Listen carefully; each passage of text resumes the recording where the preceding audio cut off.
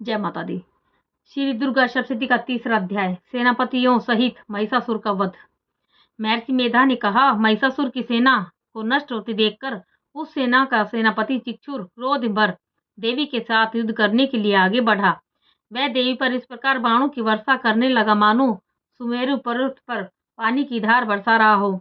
इस प्रकार देवी ने अपने बाणों से उसके बाणों को काट डाला और उसके घोड़ों व सारथी को मार दिया। साथ ही उसके धनुष और उसके अत्यंत ऊंची ध्वजा को भी काट कर नीचे गिरा दिया। उसका धनुष कट जाने के पश्चात उसके शरीर के अंगों को भी अपने बाणों से बींध दिया। धनुष, घोड़ों और सारथी के नष्ट हो जाने पर वह असुर ढाल और तलवार लेकर देवी की तरफ आया। उसने अपनी तीक्ष्ण धार वाली तलवार से देवी के सिंह के मस्तक पर प्रहार किया और बड़े वेग से देवी की बाईं भुजा पर वार किया, किंतु देवी की बाईं भुजा को छूते ही उस दैत्य की तलवार टूटकर दो टुकड़े हो गई। इससे दैत्य ने क्रोध में भरकर शूल हाथ में लिया और उसे भद्रकाली देवी की ओर फेंका। देवी की ओर आता हुआ वह शूल आकाश से गिरते हुए सूर्य के समान प्रज्वलित हो उठा। उस शूल को अपनी ओर आता देखकर देवी ने भी शूल छोड़ा और महासुर के शूल के 100 टुकड़े कर दिए। साथ ही वह महासुर के प्राण भी हर लिए। चिक्षुर के मरने पर देवताओं को दुख देने वाला चामर नामक दैत्य हाथी पर सवार होकर देवी से लड़ने के लिए आया और उसने आने के साथ ही शक्ति से प्रहार किया, किंतु देवी ने अपनी उपकार से ही उसे तोड़कर पृथ्वी पर डाल दिया। शक्ति को टूटा हुआ देखकर दैत्य ने क्रोध से लाल होकर शूल को चलाया, किंतु देवी ने उसको भी काट दिया। इतने में देवी का सिंह उछलकर हाथी के मस्तक पर सवार हो गया और दैत्य के साथ बहुत ही तीव्र युद्ध करने लगा। फिर वह दोनों लड़ते हुए हाथी पर से पृथ्वी पर आ गिरे और दोनों बड़े क्रोध से लड़ने लगे।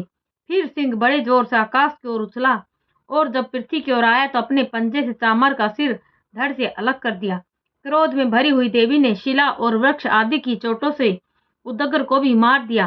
कराल को दांतों, मुक्कों और थप्पड़ों से चूर्ण कर डाला। क्रुद्ध हुई देवी ने गदा के प्रहार से उद्धत दैत्य को मार गिराया। बिंदीपाल से वाष्प कल को बाणों से ताम्र तथा अंधक को मौत के घाट उतार दिया।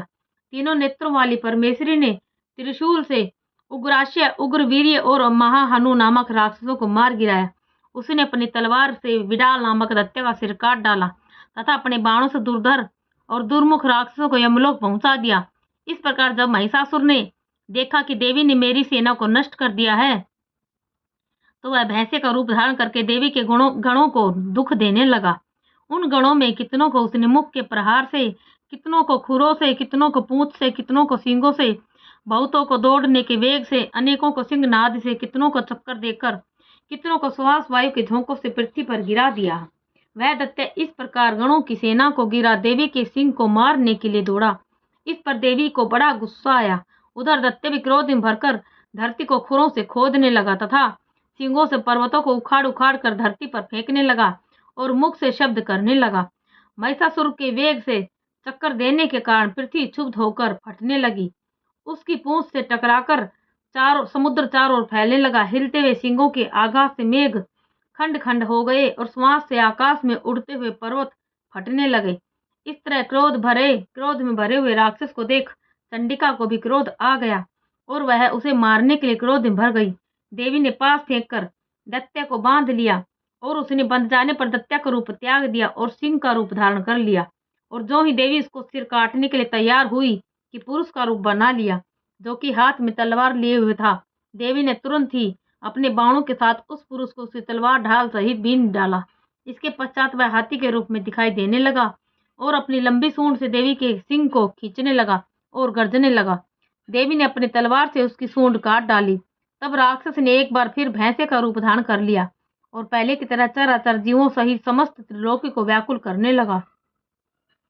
इसके पश्चात क्रोध में भरी हुई देवी बारंबार उत्तम मधु का पान करने लगी और लाल लाल नेत्र करके हंसने लगी।